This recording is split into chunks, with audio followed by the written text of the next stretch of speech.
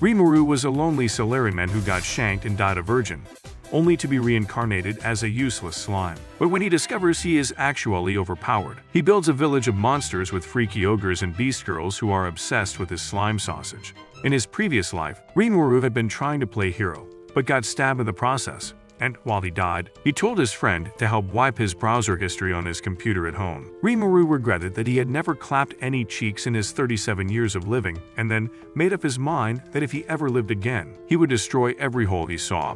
However, he suddenly found himself in a cave and realized that he had reincarnated as a slime and could no longer see nor talk, but could only absorb plants into his body.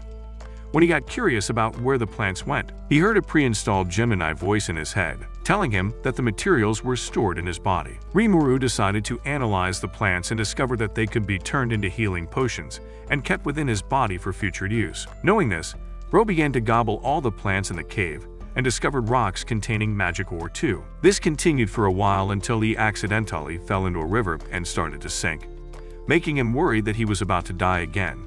Just then, he came up with the idea of ingesting water to propel himself out of the lake, instantly unlocking a water propulsion skill, and he was enjoying this until he got smashed into something that seemed like a wall.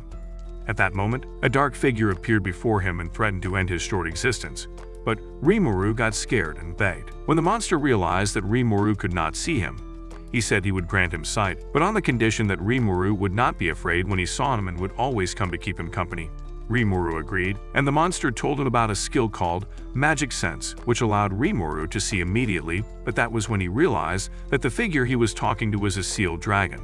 The dragon introduced himself as Veldora, and when Rimuru told him he had reincarnated to this world, Veldora told him that reincarnation was unusual. This was because people who had previously come to this world came through means other than reincarnation, and they were called Otherworlders. These Otherworlders were known to gain special abilities when they traversed worlds, and hearing this amused Rimuru, so he thought he would look for them to see if he could find anyone from Japan.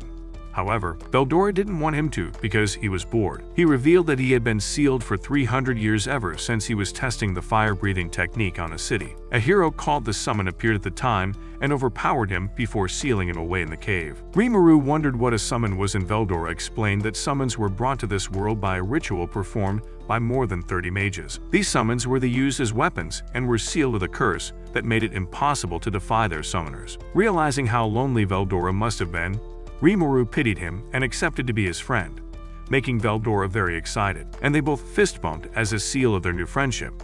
Following that, Rimuru asked Veldora what they should do, as he didn't like that his friend had been sealed there for 300 years. Veldora was moved by his sympathy and said that he had grown weaker over the years since he had been losing his magicules. Rimuru realized that this was why the cave was rich with different magical substances, and he asked what would happen if Veldora remained sealed there. Veldora revealed that he would eventually die, and he didn't have up to 100 years left to live.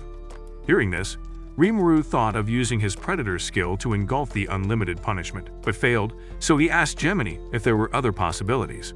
After a few analyses, Gemini told him that he could use the Great Sage skill to analyze the seal, but Veldora also had to analyze it from the inside, and after that, they could break the seal. However, Veldora said it would take him a long time to do so, because he was not as strong as he used to be. This left Rimuru with one option: to engulf the entire seal inside his stomach, and then analyze it. He asked Veldora if he would do this, instantly causing a long silence in the cave, and Rimuru feared that he might have said the wrong thing. But surprisingly, Veldora accepted, saying it was better to be in Rimuru's stomach than to be alone in the cave. However, before Rimuru swallowed him, Veldora suggested that they give each other names to form the pact of their friendship. Rimuru thought this was cool, and after thinking for a while, he gave Veldora the name Tempest, and Veldora, in turn, gave him the name Rimuru Tempest, which immediately transformed him into a more powerful monster. Afterward, Rimuru swallowed Veldora and the unlimited punishment seal whole. Following that, Rimuru started wandering around the cave, looking for the exit, and while at it, he gobbled as many materials as he could. He also clapped several monsters and took their abilities to max out his powers like he was in a video game. Meanwhile, in the city, the news of Veldora's disappearance quickly spread, and these two confused old fools met to discuss the situation because they feared that they were about to become the target of other monsters in the forest since the dragon was missing. After several weeks of aimlessly crawling around, Rimuru finally found the exit, but as he approached the door, some adventurers suddenly arrived. They were here to check the situation in the cave. Rimuru hid from there, and as soon as they went in, Rimuru touched grass for the first time in this world. However, before Bro could even enjoy his freedom, a group of ugly goblins arrived armed with weapons and looking like they were about to poo. They called him powerful and asked him what he wanted, which surprised Rimuru.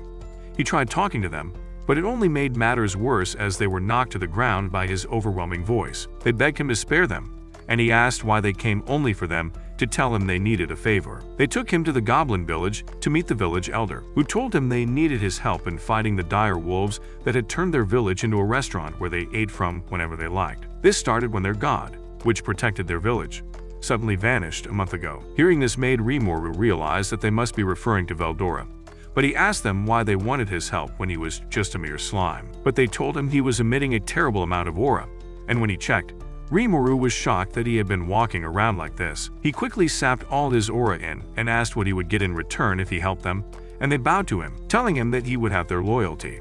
Just then, a dire wolf started threatening the village again, and the goblins became scared that they were about to be eaten.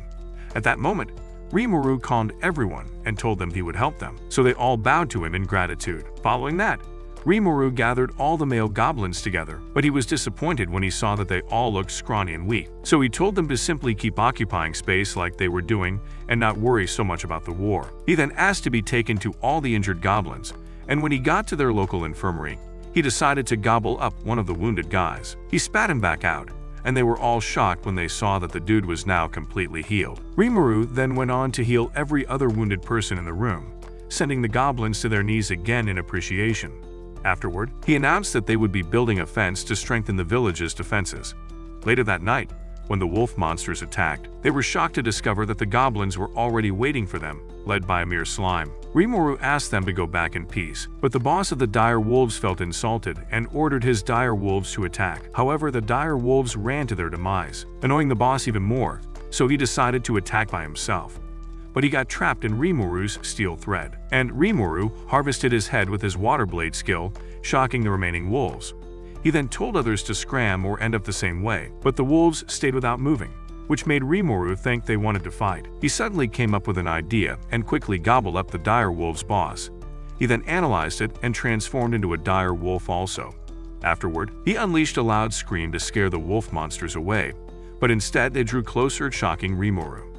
Suddenly, they all bowed to him and took him as their new master. The next day, the goblins and the dire wolves were now at peace, and to manage them, Rimuru thought to pair them into groups, but before that, he asked for their names. However, they told him that they didn't have names because they were only monsters, so he told them he would give them names, making them excited. He named the goblins starting from the village elder, and after a while, the elder got worried and asked if it was okay to name all of them at once, but Rimuru said he got it.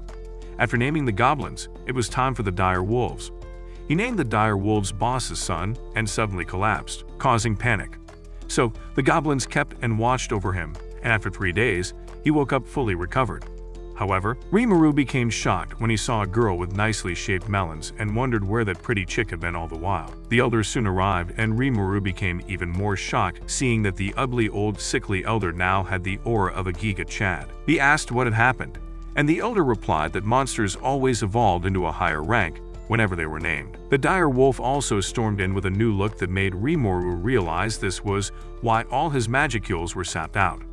Later, outside, Rimuru discovered that the pack of wolves had all evolved and asked how that was when he only named one of them, and Rango, the one he named, revealed that since all the dire wolves were one, they all evolved together into Tempest wolves when Rimuru named them.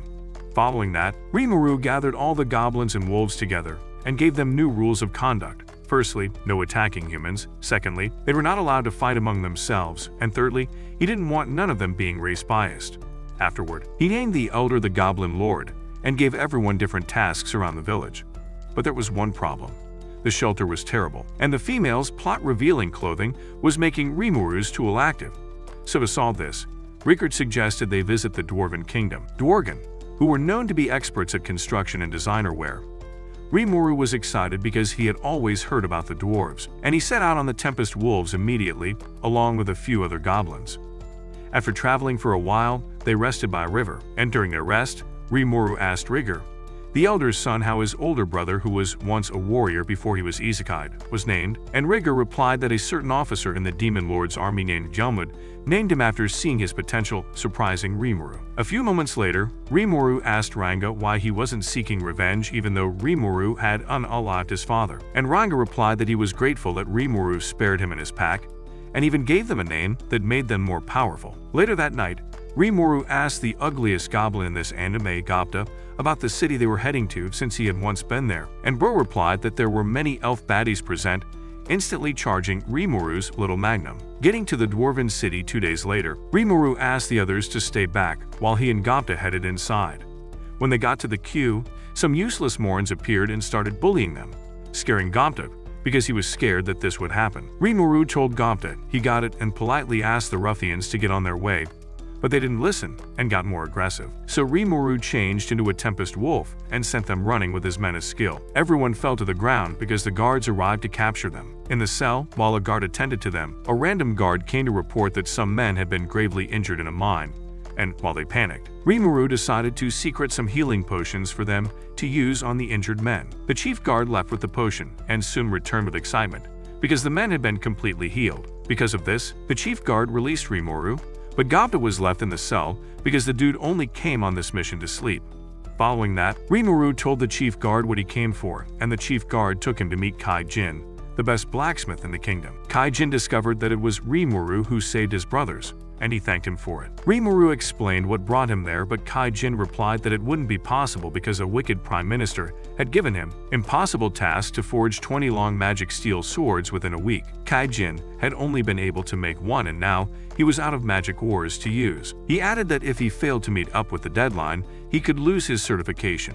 Hearing this, Rimuru remembered that he had some magic ores stored which he had gobbled up in the cave, so he spat it out, shocking Kai Jin and his colleagues. Kai Jin then asked what he wanted in return for this, and Rimuru replied that he only wanted a blacksmith to follow him back to the goblin village and teach the goblins the craft. Kai Jin was shocked to hear his simple request and agreed to it. However, making the 20 swords would still take a lot of time, so Rimuru asked Kai Jin for the sword he had made, and when Kai Jin gave it to him, Rimuru engulfed it immediately, analyzed it, and then produced 20 perfect replicas, shocking everyone. For this, the dwarves decided to host a party for him, but he told them they didn't have to worry.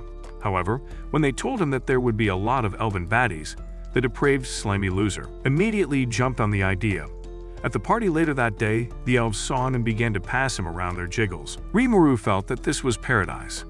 A few moments later, one of the elves, who was a fortune teller, asked if he wanted to squeeze, instantly causing Rimuru to think she wanted to give him some milk. But he was disappointed when she brought out an orb, offering to tell his fortune. After making some hand movements, the orb displayed Rimuru and his supposed future wife, with 4 gloomy youngins looking as miserable as he was in his past life. Rimuru realized that the girl was Japanese and hoped to meet her someday. Just then, Minister Vesta interrupted them, asking Kai Jin if he was meant to be partying when he had a load of work to deliver. But Kai Jin told him he had delivered the swords to him already, shocking Vesta because the task was supposed to be impossible. However, he shifted his anger to Rimuru immediately, saying a monster shouldn't be allowed in the pub. The receptionist tried explaining that Rimuru was just a harmless slime, but Vesta overstepped his boundaries and emptied a glass of piss on Rimuru. This angers Rimuru, but he decided to remain chill because he didn't want to put Kai Jin and the pub in trouble.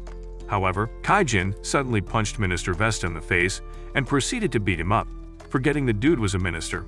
Then, Kai Jin turned to Rimuru to tell him he was taking up his offer of returning to the goblin village with him, making Rimuru excited. Afterwards, the guards came to arrest them and threw them in the same jail where Gobta was still sleeping peacefully. In the cell, Rimuru asked why Vesta hated Kai Jin that much, and Kai Jin revealed that he used to be a general in the army, and Vesta was his subordinate. This made Vesta mad because Kai Jin came from a lowly background, unlike him, who was a noble. One day, Vesta's project blew up in his face, and he wrote Kai Jin in it, making him take full responsibility.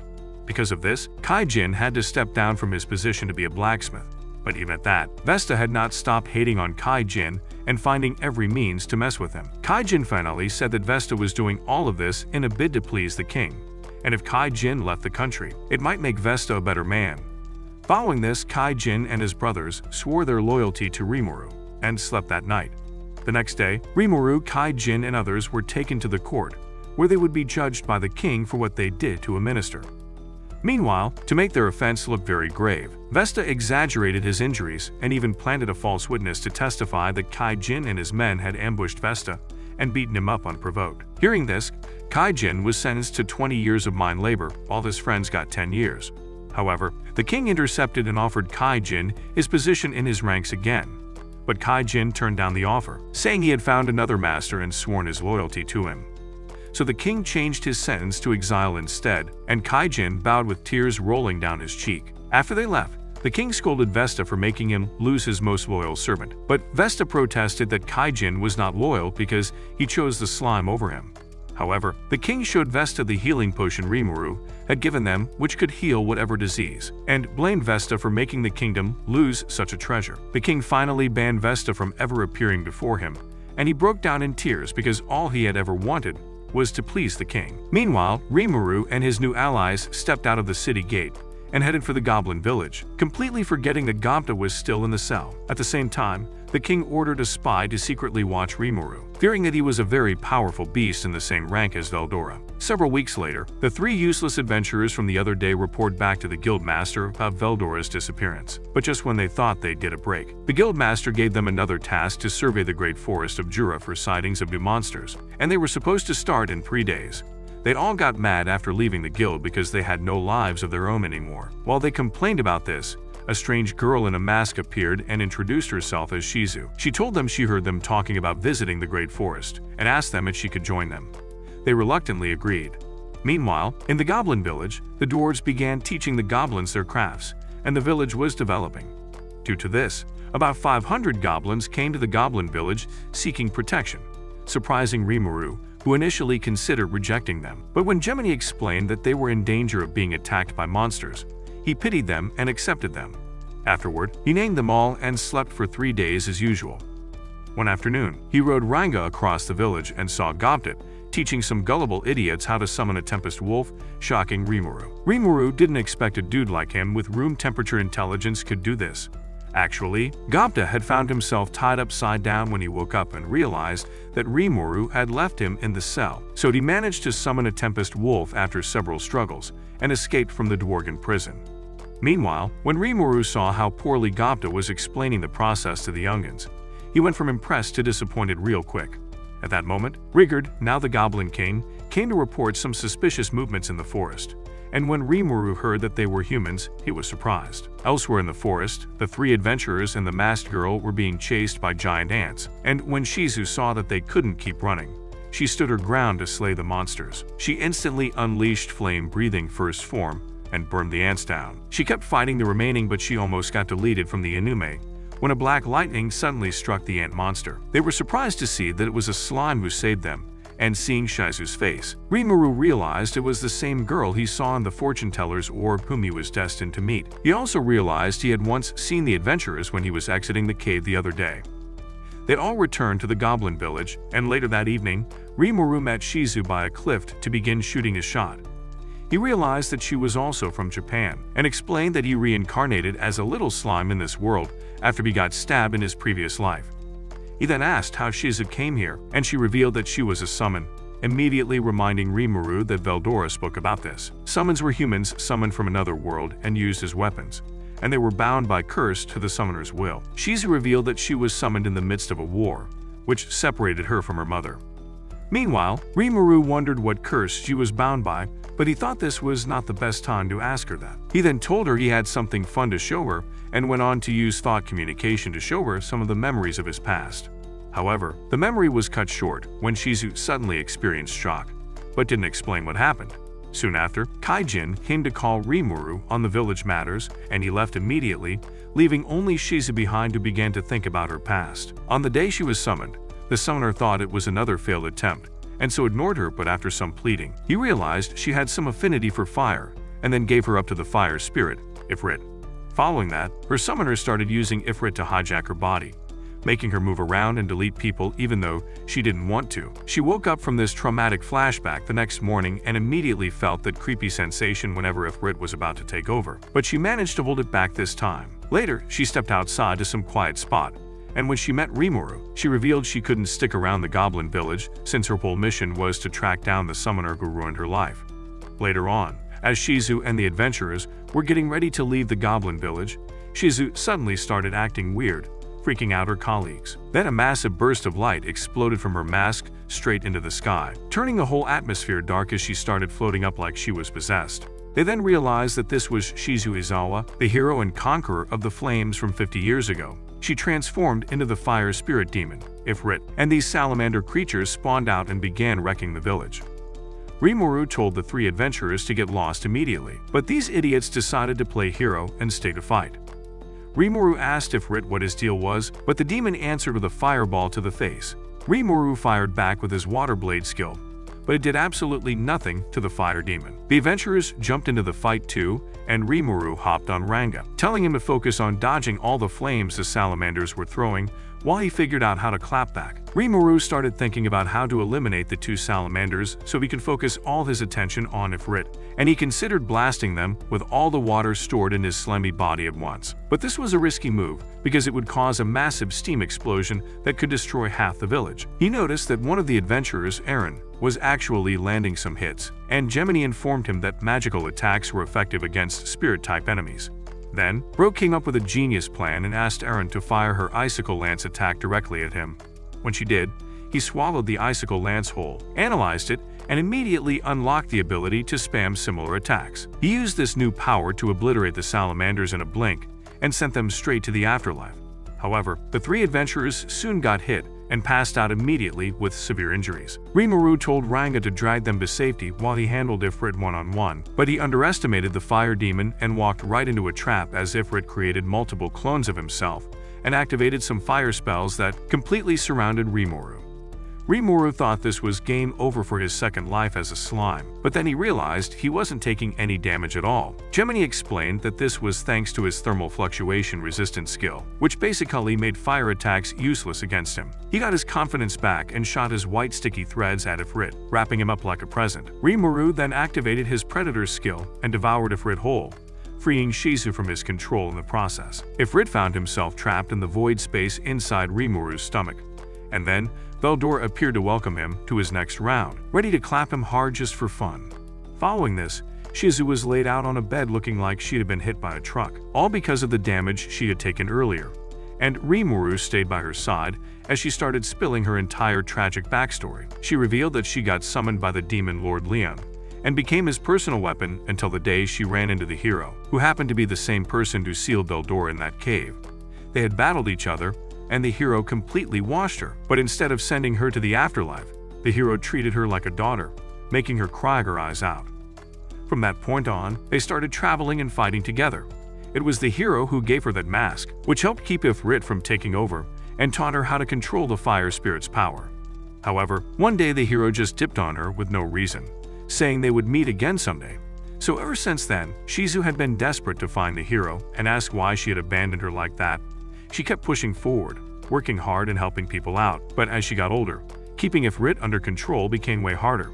So she decided to become a teacher and train youngins instead. Then, after some time had passed, she made up her mind to go on a journey to find the summoner who ruined her life, and that's when she bumped into the three adventurers on their way to the great forest of Jura. After dropping her entire life story, she finally asked Rimuru for one last favor: to devour her body, just like he ate the curse that was controlling her. She said she was tired of this world and wanted out. She also told him she wished that Demon Lord Leon would at least acknowledge that she existed, and that the other youngins who got napped from her world could be saved and sent back home. Rimuru promised to make it happen, and shortly after, she aged rapidly and passed away. Rimuru then fulfilled her wish by absorbing her into his body and gave her a final dream where she reunited with her mother again. A few moments later, Rigard and the three adventurers showed up and were shocked out of their minds to see that Rimuru had transformed into a full human, and not just any human, but Shizu's younger self. They couldn't wrap their heads around the fact that the person standing in front of them was actually Rimuru, so he switched back into slime form to prove it was really him.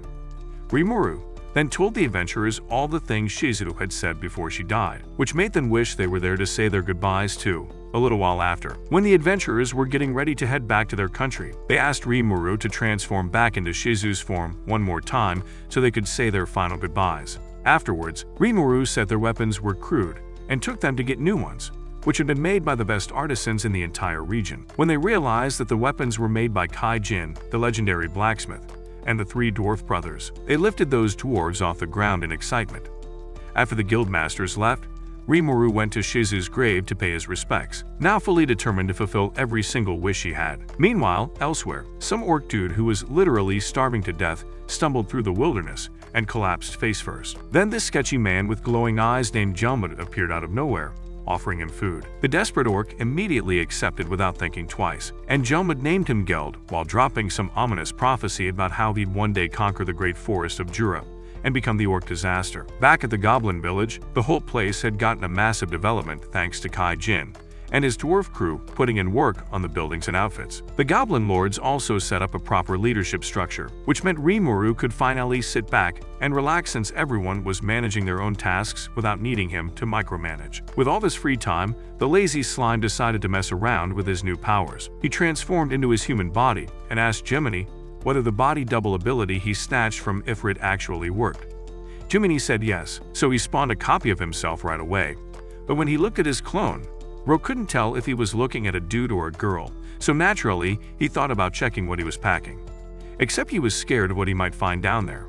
When he finally looked, his soul left his body because he had no tool for developing plot, so he couldn't clap in this world too. Emotional damage! A bit later, some goblins were gearing up to hunt in the woods for tonight's party, but Rimuru got sketchy vibes about the whole thing. He called Ranga over and told him to be busy at the hunting crew in case things got messy. Then Rimuru bounced to the cave where he first woke up in this world, because he wanted to experiment with the degenerate ability from Shibizu. This ability basically let him mash different powers together to create entirely new ones through fusion and separation. He successfully created a new attack called Black Flame.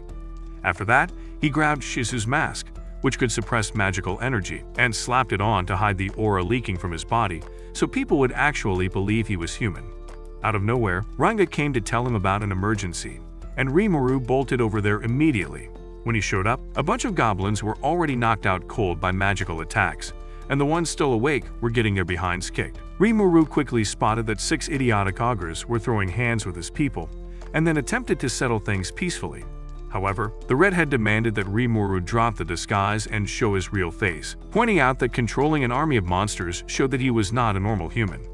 Since talking wasn't working, Rimuru ordered Ranga to occupy the pink-haired girl while he personally handled the remaining 5. The redhead charged at him, swinging his blade, but Rimuru teleported away before contact and materialized next to the massive dude carrying a hammer. He dropped that guy instantly using paralysis breath. Some woman tried jumping him next, but when he sidestepped her attack, he accidentally got a crystal clear view of her assets, so he decided to shoot his sticky white web at her. Rimuru tried de-escalating one more time, but the redhead doubled down, now fully convinced that Rimuru belonged to the orc forces that massacred his people. While Rimuru was in the middle of denying this accusation, the old-timer sneak attacked him, going straight for the head. Rimuru barely dodged, but his entire arm got sliced in the process. The dumb augurs celebrated like they'd won, but their faces dropped when Rimuru casually picked up his severed limb, sucked it back into his body, and regenerated a fresh arm on the spot. He straight up asked if they genuinely believed they stood a chance against him. The redhead responded by launching a massive fire spell that completely engulfed Rimuru. But when the flames cleared, he was standing there without even a burn mark, which absolutely terrified them. Deciding to end this nonsense, he powered up both Black Flame and Black Lightning simultaneously, figuring the intimidation would make them quit. But the hard-headed redhead announced that even though he knew the fight was unwinnable, his pride as the next Augur clan chief wouldn't let him back down until he got revenge for his murdered family. Thankfully, the pink girl had a working brain and jumped between them to convince her brother to stop being stupid, arguing that Rimuru was clearly too overpowered and probably wasn't even connected to the Majin who wiped out their village. Rimuru finally revealed his true slime form, which blew their minds, and pointed out that his mask looked completely different from what the Majin attackers wore. The redhead immediately realized he'd messed up big time, dropped to his knees, and apologized. Rimuru, being the chill guy he is, accepted and invited the whole Augur crew back to the village to join the feast. That night during the feast, the redhead was telling Kai Jin and a bunch of other dudes the story of how the orcs raided his village. He mentioned there was this powerful masked Majin leading the attack, which explained why he had confused Rimuru for the enemy earlier. Rimuru soon joined their conversation and asked the redhead what his next move was, whether he planned on rebuilding his destroyed village or finding somewhere completely new to settle down. But the guy didn't have a clear answer, so Rimuru suggested that they join his crew, assuring that they'd always have food, a place to crash, and clothes to wear. Rigurd chimed in, mentioning that the orcs were probably planning to dominate the entire Great Forest, and Rimuru admitted he'd been thinking the same thing. That's exactly why recruiting the augurs would give them a serious advantage in numbers and strength. The redhead asked for some time to think it over, and later that evening, one of his fellow augurs told him that the offer was great and the choice was entirely his to make. But whatever he decided, they'd back him up completely. The following morning, Red Hair approached Rimuru and explained that serving under someone stronger wasn't a problem for them as long as it benefited everyone. He accepted Rimuru's offer, but added one condition that the contract would only last until they took down the orc leader. Rimuru agreed without hesitation and made a personal vow to ensure they'd never regret joining him. He gathered everyone together and announced he'd be giving them all names since they were officially his subordinates now. The augurs immediately warned him that naming high-level monsters was extremely dangerous and could drain him completely. But Rimuru brushed it off, saying it'd be fine since there were only 6 of them, and in the worst-case scenario, he'd just pass out and sleep it off. However, as soon as he started naming them, he collapsed mid-sentence and knocked out cold. Rimuru woke up 3 days later feeling significantly better, and under the softest balloons he had ever seen. He quickly discovered that the 6 ogres he named had all evolved into Kijins. Meanwhile, in another part of the nation, the massive orc army kept marching steadily toward the great forest of Jura, which started seriously threatening the Lizardman clan who lived closest to the forest. The Lizardmen began preparing for war, but when they realized the orc army had around 200,000 soldiers being commanded by the orc lord himself, they absolutely panicked and decided they needed backup from neighboring clans. The Lizardman chieftain ordered his goofy-looking son Gaebru to travel to the nearby goblin villages and recruit them as allies. Meanwhile, Rimuru met up with the redhead Benimaru and asked if he had any theories about why his village got targeted in the first place. Benimaru explained it was probably connected to the orc lord, a legendary monster that only existed among the orcs once every few hundred years. Benimaru also revealed that a demon lord called Jumbud had visited their village at some point and tried to give him a name, but Benimaru straight up refused because he got bad energy from the guy and didn't trust him. Hearing this, Rimuru immediately connected the dots and realized this was the same demon lord that Rigger had mentioned before.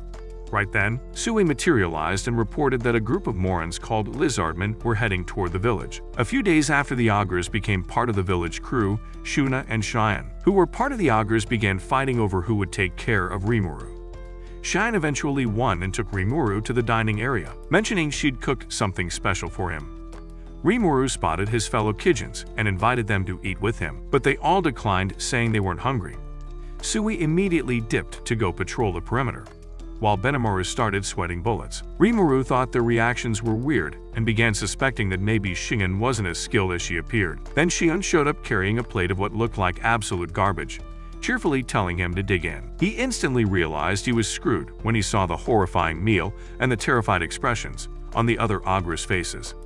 Panicking, he asked Gemini for emergency assistance, and Gemini instructed him to shut his eyes and carefully scoop from the right side at a specific angle. When he did this, Gobda walked through the door at that exact moment and accidentally swallowed the spoonful. He immediately started convulsing until he turned purple and died. Seeing this, Rimuru ordered Benimaru to supervise the kitchen whenever Shingen decided to cook so they wouldn't lose any more people like this. Several hours later, Gaeburu and his crew of hideous lizardmen made an unnecessarily theatrical entrance at Rimuru's village after successfully recruiting the other goblin settlements in the area. Gaeburu smugly introduced himself as their savior who'd come to rescue them from the orc invasion. After running his mouth with a bunch of empty brags, Rimuru considered that partnering with the Lizardmen could actually be beneficial, but there was no way he'd trust an incompetent Morand to have his back in battle. Gaeburu then mentioned he'd heard rumors about someone taming the dire wolves and demanded that Rimuru and his people summon them immediately. Rimuru revealed that he was the one who made the dire wolves bow down, but Gaeburu refused to believe a tiny slime could accomplish something like that. So Rimuru called Ranga forward to prove it. However, Gaeburu remained completely unimpressed and told Ranga how pathetic it was that his master was just a weak slime. He then offered to beat Rimuru in combat and take over as the new leader. This pissed Ranga off completely, and just as he was about to permanently silence the arrogant idiot, Gobta stumbled in at the worst possible moment. As usual, everyone was shocked to see him still breathing, and Gemini informed Rimuru that Gobta had somehow gained poison resistance while his body fought off the toxins from Xian's cooking disaster. Ranga snatched Gobta up and put him at the battlefront, telling Gabiru he'd consider his proposal if he could defeat Gobta first. The match started with Gobta launching his spear at Gabiru, who barely dodged it. Gabiru got ready to counterattack but suddenly couldn't locate Gobta anywhere. Using shadow movement techniques, Gobta materialized behind him and delivered a knockout kick that sent him crashing down. Everyone watching was absolutely stunned, because nobody actually expected Gobta to win. The embarrassed Lizardmen quickly grabbed their unconscious leader and ran away. After that mess, the village's main leaders assembled to strategize for the approaching orc invasion. During the meeting, they threw around various theories about what the orcs' actual objective might be. Either it involved Gelmud somehow, or the legendary orc lord that only came out once every few centuries had finally appeared. Just then, Sui announced that the Dryades wanted an audience with Rimuru, which surprised him since they were tree spirits he'd only encountered in video games before.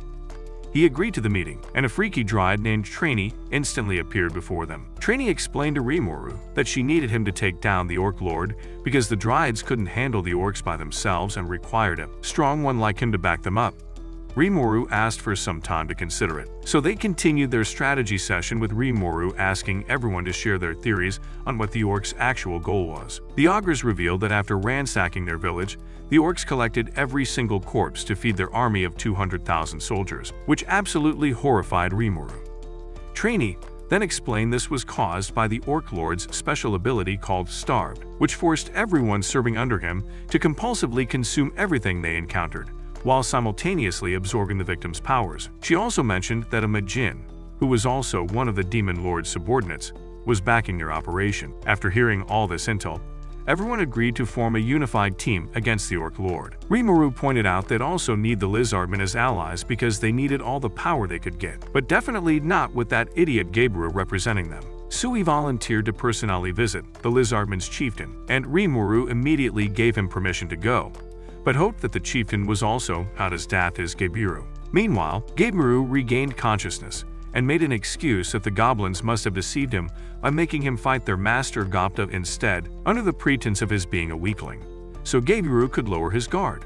Just then, Joker showed up, claiming he was sent by Gelmud, surprising Gabiru because this was the same demon lord who'd given him his name. Joker manipulated Gabiru into overthrowing his incompetent father and seizing the chieftain position so he could properly lead the Lizardmen into battle against the Orc Lord.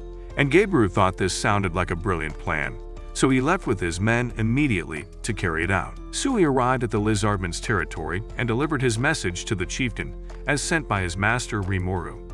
However, the chieftain responded that he'd only agreed to the alliance after personally meeting with Rimuru face to face. So Sui told him they could arrange a meeting in 1 week, but he specifically warned them not to engage the orcs before that meeting happened. 4 days later, Gabiru pulled off something absolutely insane and staged a full rebellion against his own father, and took the Vortex Spear for himself since he was the new leader. He locked up his dad and marched the entire Lizardman army straight into battle against the orcs. However, during the fight they discovered that the more orcs they slew, the stronger the remaining ones became, because the orcs were literally eating their fallen comrades to power up even further.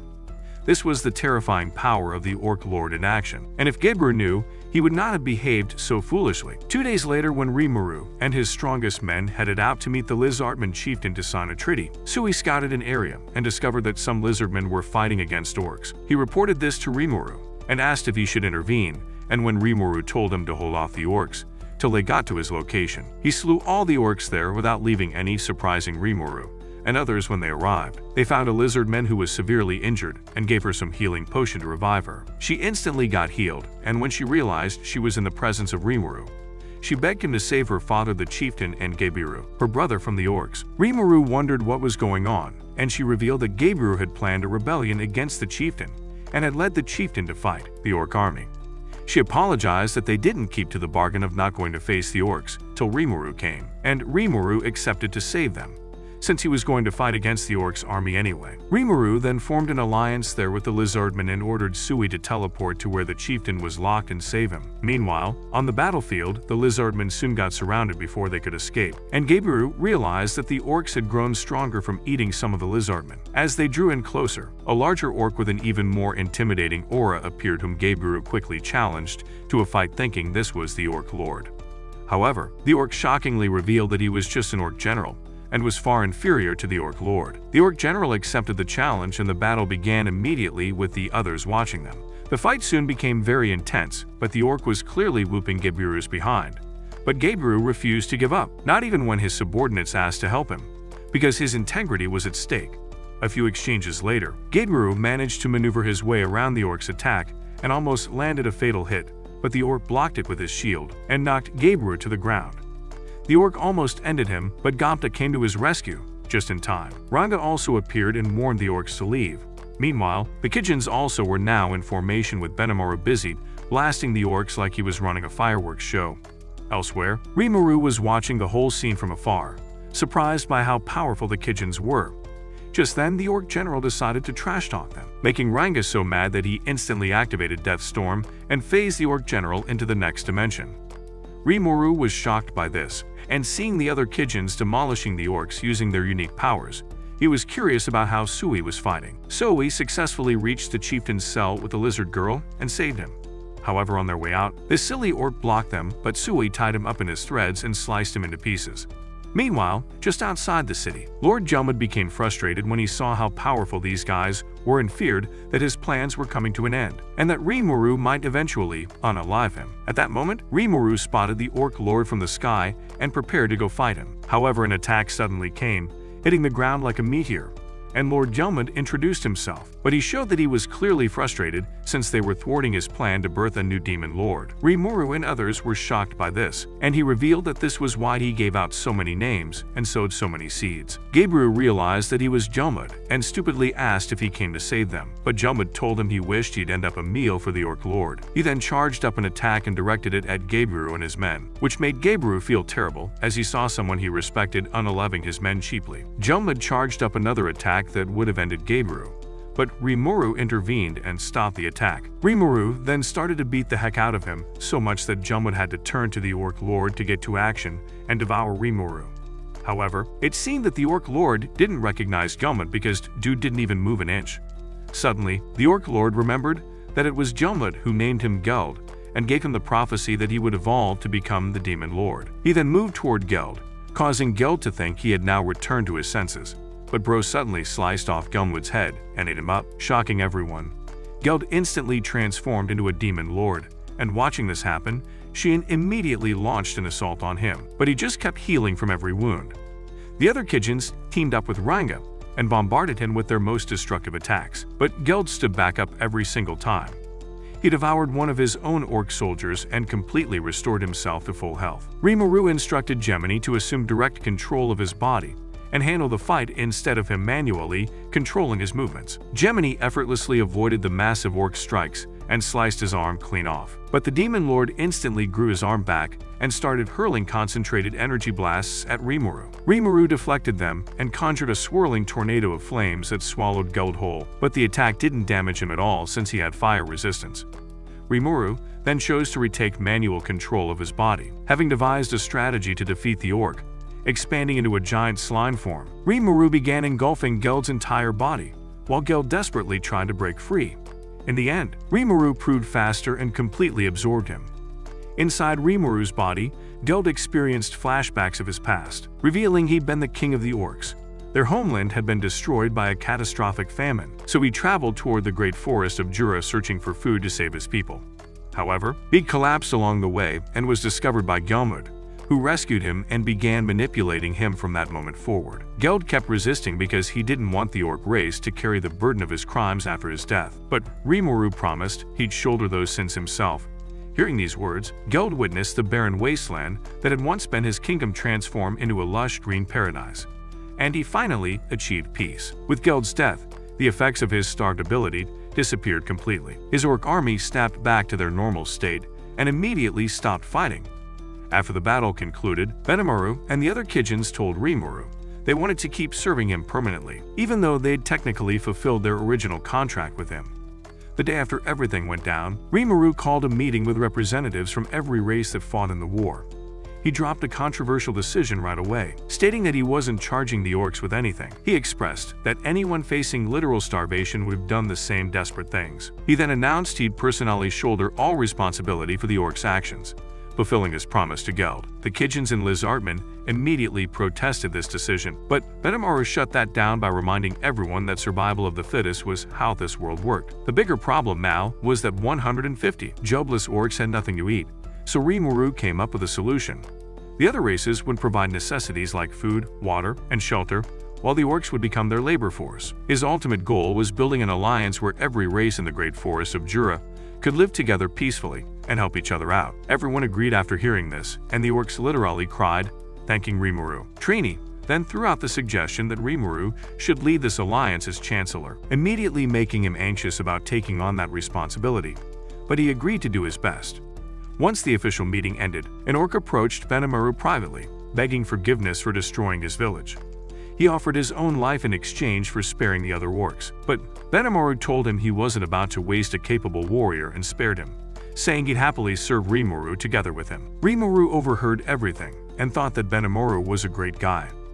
Rimuru later crowned that orc as the new king, naming him Geld to carry on the previous king's will. The next 10 days were exhausting as Rimuru named all 150,000 orcs individually. He also named the Lizardmen chieftain Ibiru. Meanwhile, Gaebru got punished for his treason with exile from the tribe, though they let him take the Vortex Spear, which made him emotional because he thought he was going to be given the death penalty. On his way, he met his 3 loyal followers, and they vowed to follow him wherever he went.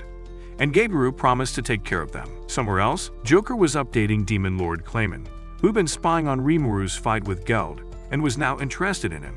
3 months flew by, and the orcs, supervised by Kai Jin, finished constructing all the housing.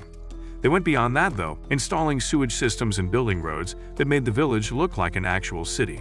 Then one day, Dwarf King Gazel randomly showed up unannounced with knights riding winged horses. Since Rimuru had become so powerful, Gazel needed to meet him personally and determine if he threatened the Dwarf Kingdom. And as soon as Rimuru welcomed him and his knights into the city, he challenged Rimuru to a duel to gauge Rimuru's true nature, and Rimuru accepted without hesitation. They started fighting, and Gazel turned out to be an absolute beast of a warrior. Rimuru was struggling hard but somehow managed to block his most devastating attack. Eventually, Gazel was satisfied with what he saw and understood that Rimuru wasn't an enemy. Gazel soon realized that Hakaru, the same master who taught him swordsmanship, had taught Rimuru too. That evening, Rimuru and Gazel hung out drinking together and talking. Since Rimuru now controlled the entire forest, Gazel wanted to form an alliance and officially recognize his nation. Rimuru agreed to sign a treaty with him and decided to call his nation the Jura Tempest Federation. Then Rigard jumped in and declared that the city they were currently in would be known as the capital city of Rimuru, which completely embarrassed him. Gazel showed back up at Rimuru City a couple days later, except this time he wasn't alone. He brought Vesta with him, that same sketchy minister who threw Kai Jin under the bus ages ago. Despite exiling him before, Gazel figured Vesta's skills could actually benefit Rimuru's growing nation, giving the disgraced minister a shot at redemption. Vesta came clean to both Rimuru and Kai Jin about everything he'd done wrong and asked them to give him another chance. They welcomed him immediately. Just then, Gaebru appeared with his men and asked to join Rimuru too. Gaebru's sister also stepped out to show her interest, because the chieftain had told her to come serve under Rimuru for experience. Afterward, Rimuru accepted them and named all the lizardmen, instantly evolving some to look like humans. And when Rimuru saw what those lizard girls were packing, he made them his direct apprentices. Meanwhile, Gaebru and his men were given the task to cultivate medicinal herbs in Veldora's cave. A place was also created in the cave for Vesta to carry out experiments to mass-produce healing potions. Meanwhile, in the Demon Lord's mansion, they had been watching Rimuru's feat and were fascinated by him, so Milim decided to go check him out by herself. A few moments later, while Rimuru was taking a stroll, he suddenly sensed an insane amount of mana approaching the city at high speeds, and immediately went to check, only to see Milim storming in. She introduced herself and said she didn't mean any harm.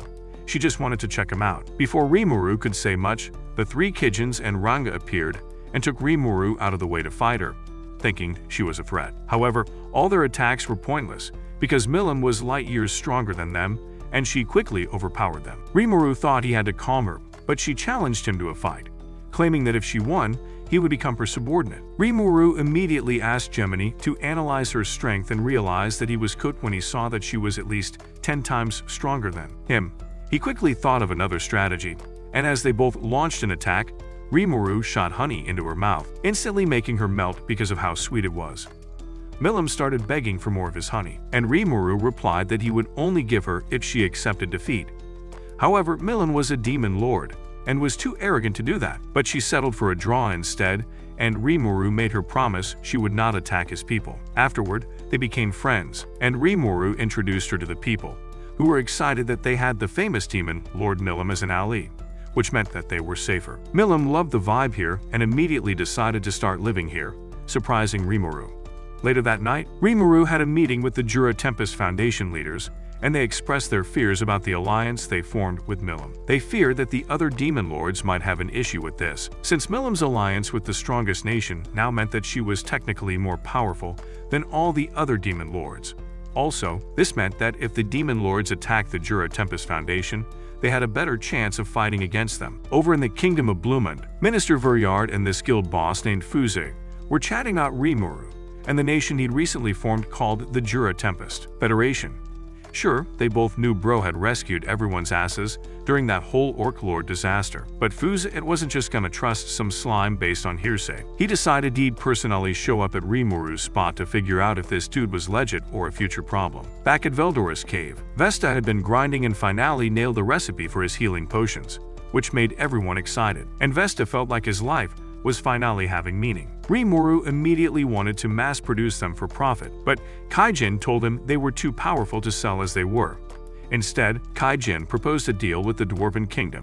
They produced weaker healing potions that the dwarves normally used. The dwarves would supply ingredients, and Rimuru's people would handle production. Walking out of the cave, Rimuru caught sight of a huge blast going off in his city.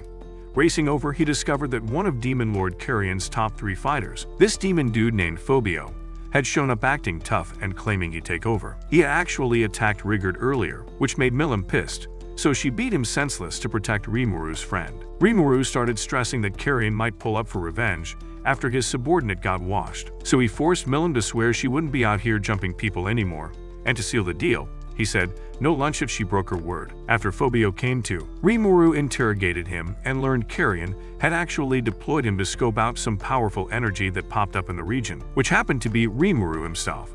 Since Phobio was basically just doing his job, Rimuru cut him loose. However, Rimuru turned to Milim and asked her for information about Carrion, but she refused because the demon lords had agreed never to snitch on themselves. Rimuru bribed Milim with the promise of a weapon though, and she divulged all that he needed to know without holding back. The demon lords had worked together in using Jelma to create the Orc Lord just for fun, since they were bored. This made Rimuru realize that the Jura Tempest Federation had become the demon lords' target, because they disrupted their plan by defeating Geld. Around the same time, the Kingdom of Falmouth deployed a squad led by a dude named Yum to dig into what really went down with the Orc Lord. While traveling through the forest, Yum and his men bumped into Fuze and his men fleeing from a giant spider monster. As they prepared to assist, Gobda appeared and stole the show. He then led both squads back to Rimuru's city. When everyone met Rimuru, they couldn't believe the Federation's leader was literally just some basic slime, unlike what they had thought. Surprisingly, Rimuru went straight to the point, asking Fuze if Blumund wanted to establish trade relations with his federation, and said they already formed an alliance with the Dwarven Kingdom. Fuze seemed interested, but he still wasn't sure if Rimuru was dangerous to humans or not. To prove he was harmless, Rimuru invited Fuze to stay in the city for a while and see for himself. Then Rimuru turned to Yum and offered him a job since he was a mercenary who could switch bosses anytime. The plan was simple. Yum and his crew would pretend they were the heroes who defeated the Orc Lord, while Rimuru would act like he just helped them. By spreading this fake story, Rimuru wanted everyone to think he wasn't some scary, but just a friendly ally who helped human heroes. After walking around the city and seeing everything Rimuru had built, Yum understood what Rimuru was trying to do, respected him for it, and agreed to help with the plan. Meanwhile, at Clayman's mansion, this pink-haired clown called Tyr showed up to give him news about the Milim situation. Clayman was really curious about why Milim was so interested in Rimuru that she'd become his ally. Tyr also reported that Demon Lord Freya didn't want anything to do with the Forest of Jura, but Freya had warned that a legendary sealed monster called Charybdis was going to wake up soon. Hearing this, Clayman got excited like he had been waiting to hear it, and then gave Tyr her next mission, which was to find where Charybdis was and tame it. Meanwhile, Phobia was still sulking over the humiliation he had just faced, and he wished to get revenge on Milim. Just then, this clown appeared and called himself Footman, from the moderate Harlequin Alliance. Tyr also appeared behind him, and they told him that his anger and hatred had drawn them to him. They offered to give him power so he could get his revenge, but Phobia thought they were just all mouths. However, he became shocked when they mentioned Charybdis and told him he could have its power and become a demon lord's equal. Phobio's subordinates tried convincing him against it, but Phobio was too bent on getting a payback on Milim. Footman and Tyr hyped him up till he sent his men off without Haim, telling them to report to Lord Carrion that he had resigned from his position in the Beasketeers. Afterward, they took him to a cave where Charybdis was and told him that he needed to possess Charybdis in his body and have its power for himself before it revived on its own. Phobio first thought this was insane, but the two clowns cajoled him until he finally gave in and headed into the cave, driven by the lust for power to defeat Milim. However, after he left, Footman and Tyr laughed at him because Bro only had muscles for brains. Things were going according to plan. The next day, while Jura Tempest Foundation went about their normal activities, a dryad suddenly appeared to them who happened to be Trainee's younger sister. She informed them that a Calamity-class monster called Charybdis had been revived, and it was heading toward them. The dryad later revealed that Charybdis was generated from a cloud of Veldora's magicules, which made it like a brother to Veldora. Rimuru wondered if the Calamity was coming after him because it already discovered that Veldora was inside him. Just then, the dryad revealed that Charybdis had summoned other terrible monster forces and things were not looking good at all. With nothing else to do, Rimuru ordered everyone to start preparing to defeat Charybdis. But Fuza thought this was silly and asked Rimuru if he heard all the information the dryad listed out. However, Rimuru that the only thing they could do was to fight it, whereas he wanted to see how strong the monster was. He added that he was the strongest one in the nation and running away wouldn't do any good. Fuza thought that he sounded very much like a human, and no one would almost believe he was monster. Hearing this, Rimuru changed into Shizu form and revealed that he was an otherworlder like Shizua. He then stated that his goal was to fulfill Shizu's wish, which was to defeat Lord Leon. When they heard this, they were shocked, because compared to Lord Leon, Charybdis was an easy fry. Before long, Rimuru spotted Charybdis, heading straight for the city with a whole bunch of flying megalodons it had summoned. Standing ready to face the threat were the ogres, goblins, orcs, lizardmen, and 100 knights on winged horses, who had been sent by King Gazel to support the defense. As the Kitchens attacked, Gemini explained that Charybdis possessed a magic jamming skill, and this ability weakened all magic within a 300-meter radius, which explained why long-range magic attacks would barely have any effect on the monster. As the megalodons drew closer to the city, Rimuru's soldiers worked together to fight them off. The battle grew very intense with everyone attacking to the best they could, but little by little they managed to defeat the sharks until none were left, leaving only Charybdis in the air. Rimuru ordered all forces to attack at once, but their combined efforts did not make the monster move an inch. Suddenly, a loud roar shook the battlefield, and Charybdis released a storm of razor-sharp scales toward everyone. The attack was so overwhelming that the soldiers had no choice but to desperately shield themselves from the barrage. Seeing this, Rimuru asked them to leave the fight to him while they had some rest, and using the Gluttony skill, he swallowed all of the flying scales in an instant, clearing the skies. This shocked Shoei and the others, because he cleared the whole thing they were strongly within one sweep. However, the relief was short-lived, because new scales immediately began to grow back on Charybdis' body. Gemini revealed that Charybdis had an ability called Ultra Speed Regeneration, which allowed it to completely restore its body within 3 minutes. This meant that no matter their attacks, the damage was undone in minutes. Rimuru continued fighting for some hours with the combined efforts of the other soldiers, but they could not overpower Charybdis, leaving Rimuru wondering what they should do. While he wondered what they should do, he suddenly heard Charybdis mention Milim's name, shocking him. He analyzed it immediately and discovered that there was another consciousness within the monster, and then he realized that the monster had wanted to face Milim, all the while he was thinking it was against him, because of Veldora. Rimuru immediately called Milim, and when she appeared, he told her that Charybdis was now her business. Milim instantly recognized that this was Phobio's doing and was disappointed, but she prepared to face him anyway. However, Rimuru told her not to beat Phobio too much because he still wanted him to be useful to his master.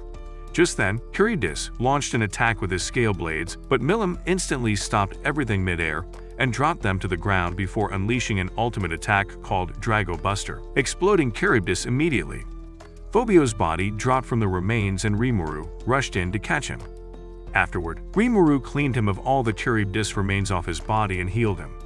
When Phobio regained consciousness, he quickly apologized to Rimuru and the others. He admitted full responsibility for what had happened and stressed that Lord Carrion had no part in his actions. He explained that 2 Harlequins had deceived him and told him about the seal of Charybdis, which was how he ended up in this situation. Milim, however, said she had no knowledge of the Harlequins. Instead, she suspected that Clayman was the one behind it, since he was always involved in schemes. At that moment, Demon Lord Carrion himself appeared to take Phobio back, and he thanked Rimuru for sparing his minion's life. However, he planted Phobio's face hard into the ground to punish him, shocking everyone. He apologized for the troubles Phobio caused and declared that he owed Rimuru a debt for what had happened. Rimuru immediately seized this opportunity to ask for a non-aggression pact, and Carrion swore that he would never lay his hands on the Jura. Afterward, peace returned to the nation, and the whole Jura Tempest Federation celebrated the victory over Charybdis. That night, Milim decided to visit the other demon lords to know what they were up to, and while she departed, Rimuru and others cautioned her not to be tricked by them. Rimuru returned to his cubicle to sleep, during which he had a dream about Shizu's parting wish. She wanted him to save those youngins with her and find a way to return them to their worlds. Because of this, Rimuru set out to the city of Ingrassia the next day with Ranga, and thanks to Ranga, he got there in just 3 days. Entering the city, he was surprised by how large it was and the crowd of people. He headed to the Free Union headquarters and had several Technologia moments before reaching the room of the Grandmaster. However, when the Grandmaster named Yuki appeared, he was shocked to see that Rimuru was wearing Shizu's mask. The idiot Rimuru said he was a slime who could take the form of any monsters he ate, making Yuki mad so that he launched an attack immediately. Rimuru blocked the attack and told Yuki to chill, claiming that he was not a bad slime. Yuki immediately recognized the line from a game, the same line Shizu had liked, and he quickly retreated. They spent the next hour talking about games and mangas, which almost gave Yuki a climax from the excitement. After the wholesome moment, Rimuru got serious and told Yuki he wanted to help Shizu's students because that was her final wish. Yuki respected this and immediately gave Rimuru a teaching job at the Freedom Academy, where Shizu's students were currently studying. He explained that these 5 youngins were summoned by different nations who were trying to get a hero to use as a weapon, but the summoning attempts all failed miserably. Since the nations had no use for them anymore, they abandoned the youngins like they were trash. Thankfully, Shizu found them and saved them from that terrible situation. However, there was a major problem. The youngins' bodies couldn't handle the insane amount of power they'd received when they got summoned to this world, which meant they only had about 5 more years left to live. Hearing this broke Rimuru's heart, and he decided right there that he'd do everything possible to save them and continue what Shizu started. As soon as Rimuru walked into the classroom, trying to introduce himself, a magic blast nearly sent him to the afterlife. One brat named Kenya had fired it at him without warning. Rimuru quickly realized all 5 of these youngins had an absolutely ridiculous amount of magic power stored inside them. He identified them as Kenya, Ryota, Gale, Alice, and Chloe. However, since the youngins already knew they were about to die soon, they had zero interest in studying or listening to anything Rimuru had to say. So to get them to cooperate, Rimuru decided to use some intimidation tactics by having Ranga reveal himself, which scared them a bit. Then he told them they'd be playing a game to vent all their frustration, instantly getting their attention. The game was simple. They'd have a mock battle against him, and if they managed to defeat him within 10 minutes, they'd win. But if they lost, they had to start respecting him and following his instructions. What the youngins didn't know was that Rimuru's real goal wasn't about winning or losing. He was trying to drain their excessive magic energy through combat, so it wouldn't destroy their bodies from the inside. Kenya stepped up first, grabbing one of the swords Rimuru had prepared. As soon as the match started, Kenya went all out, spamming flame magic attacks trying to land at least one hit on Rimuru. But bro couldn't touch him at all, and after 10 minutes of getting dodged repeatedly, Kenya lost the match. Next up was this quiet girl named Chloe who used water magic. She actually managed to trap Rimuru inside a water prison and summoned water blades to finish him off, which impressed Rimuru. However, he broke out of the prison like it was nothing, and Chloe lost. The third student was Gale, who fought by firing magic bullets, but Rimuru just sucked them all up with gluttony, annoying the dude. Ryota came next with the others cheering, and this dude instantly went berserk as soon as the fight started. However, despite his aggressive fighting style, he still couldn't land a single hit and eventually lost too. There was this arrogant girl named Alice who fought using stuffed animals, but she lost too. After all 5 matches ended, Rimuru checked their magic energy levels and was disappointed to see that literally nothing had decreased. But instead of giving up, he swore to himself that he'd find another way to save them. He then showed them Shazu's mask and explained that she had entrusted them to him before she died. Hearing this made the youngins emotional, and they told Rimuru they'd trust him from now on. That same night, Rimuru teleported back to the forest to meet with Trainee because he needed advice. He remembered that Shizu was also summoned when she was young with overwhelming magic power, but she didn't die from it. The reason was probably because Lord Lian had sealed Ifrit inside her body, which helped control her energy. So Rimuru thought that if he could make powerful spirits inhabit the youngins' bodies, their magic would stabilize and they wouldn't die. When he asked Trainee about this, she told him there was a place called the Dwelling of Spirits where spirits lived together with their queen. Unfortunately, the only entrance she knew about stopped working after a new queen of spirits took over, so she couldn't help him access it anymore. For the entire next month, Rimuru searched everywhere trying to find an entrance to the Dwelling of Spirits, but he had absolutely no luck. One day, while he chilled with the students outside, a massive sky dragon suddenly flew past them, heading straight toward the royal capital. Rimuru immediately announced he'd go defeat the dragon and protect the capital while Ranga stayed behind to protect the youngins. He rushed to the city walls just as the dragon was about to attack and blocked its strike effortlessly. After quickly realizing the dragon was way weaker than Charybdis, he absorbed it whole in seconds, leaving the nearby guards and some random merchant completely shocked. Later, Yuki came to tell Rimuru that a merchant named Mjolnir wanted to invite him and the students for dinner because Rimuru had saved his life. At Mjolnir's luxurious house that evening, he kept thanking Rimuru repeatedly, saying he owed him his life. Hearing this gave Rimuru an idea, so he invited Mjolnir to come visit Rimuru's city and teach the merchants there how to sell their products to foreign nations. Mjolnir gladly accepted the offer without hesitation. And as they were leaving the mansion, one of Mjolnir's attendants blessed the youngins in the name of the Queen of Spirits, which immediately caught Rimuru's attention. He asked if she knew where the Dwelling of Spirits was located, and she agreed to tell him in exchange for a tip. Following that, they all headed to the location of the Dwelling of the Spirits, and on getting inside, they suddenly began to hear a strange voice which tried to scare them, but they were not scared. So she transported them to a different, where they would have to do a test. A golem activated before them, and as Rimuru prepared to fight it, he told Ranga to protect the students, and if anything happened to him, he should get them out. The voice thought Rimuru was overconfident and warned him that he could die. However, Rimuru remained chill. The golem launched a few attacks which Rimuru managed to dodge, and he wondered how this deadly mission was a test. After some thinking and observing the golem, he unleashed his steel thread attack, restraining the monster. Then he summoned his black flame and destroyed the golem without breaking a sweat, shocking the strange voice talking to them.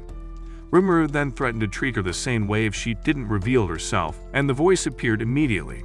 They realized she was a fairy, and she introduced herself as one of the 10 demon lords named Ramirez. Rimuru didn't believe her because she looked too weak for a demon lord, but eventually managed to convince him when she told him about Milim. Meanwhile, while they sat to talk, Ramirez blamed Rimuru for destroying her golem, which she had made from spirit engineering. Rimuru realized that she was actually cool, so he told her he needed a favor from her, promising to whip a new golem for her if she helped. He then narrated why he came with the youngins and asked if Ramirez could introduce him to the Queen of Spirits.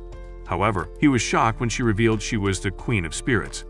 He didn't believe and asked how she could be both a demon lord and a Queen of Spirits. She revealed that she actually fell from grace to a demon lord, and said the same thing had happened to Lian when he summoned a spirit from the ancient times and forged a contract with it. A few yapping later, Rimuru asked her to take him to the Dwelling of the Spirits, and she agreed, telling him that she was willing to guide them and give them divine protection. When they reached the Dwelling of the Spirits, Gale volunteered to go first, and when he closed his eyes to pray, some weak little light sparks started falling on him from above, but Rimuru immediately knew that these wouldn't cut it. So he decided to create one. He activated Gluttony and straight up ate all those tiny spirits in one go, then used Degenerate to mash them together and produced a superior spirit. He then placed his hand on Gale's head, transferred the spirit into him, and watched as the boy's magic power finally stabilized. Alice went next, and Rimuru pulled the same move on her. However, when Kenya stepped up to the summoning circle, a superior spirit with a light attribute just appeared on its own before he even prayed. The spirit claimed she sensed something special in him and decided she was going to protect him before entering him. Ryota was after that, and he ended up with an artificial spirit that combined both water and wind attributes. Finally, Chloe stepped up, and as soon as she started to pray, an incredibly powerful woman-shaped figure materialized out of thin air. Gemini scanned her and told Rimuru she wasn't even a normal spirit. When the spirit headed toward Chloe next, Ramirez panicked and tried blocking her path because she could tell this being was extremely dangerous. But the spirit was too fast and entered Chloe's body anyway. Rimuru rushed over to check if Chloe was okay, and surprisingly, her magic energy looked completely stable even though something that powerful had just possessed her. Ramirez was confused about what exactly happened, but she had this feeling that the spiritual being had somehow traveled from the future, which made zero sense to anyone. She warned Rimuru that if this being ever got reborn in the future, it would cause massive problems for everyone. But Rimuru didn't care about future problems right now. The only thing that mattered was that Chloe was alive and wouldn't die soon. After leaving the dwelling of spirits, Rimuru brought all 5 students back to the royal capital to see Yuki. Meanwhile, somewhere in a void, a mysterious demon was convinced that Rimuru had summoned him, and now he was determined to track Rimuru down no matter what. A few days passed, and eventually, it was time for Rimuru to return to his own city. As he parted, the students cried because they didn't want him to leave. When Chloe hugged him, he suddenly saw strange glowing eyes and decided to give her Shizu's mask. During the journey home, Ranga asked why he gave the mask to Chloe instead of keeping it, and Rimuru admitted he didn't really know. It just felt like the right thing to do in that moment, even though he couldn't explain the feeling. Meanwhile, someone was lurking behind a tree, spying on them. If you enjoyed this recap, smash the like button and comment slime in the comment section. Also, subscribe to the channel if you're yet to for more action, plot-filled adventures. If you want another anime recap like this, watch this video right here.